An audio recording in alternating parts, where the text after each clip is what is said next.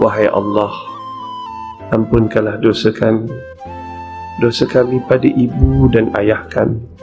Ya Allah, bagi mereka yang telah kematian ibu dan ayah, lapangkanlah kubur ibu dan ayah kami, terangilah kubur ibu dan ayah kami. Ya Allah, Kau janji ya Allah, Kau akan memakbulkan doa anak-anak yang soleh.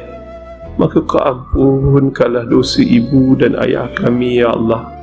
Andai mereka hidup penuh dengan dosa, ya Allah, Kau ampunkan semua dosa ibu dan ayah kami, ya Allah.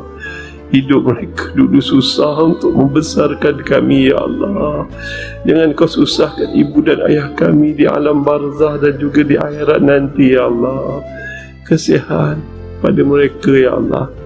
Ya Allah, makbulkanlah permintaan kami, ya Allah.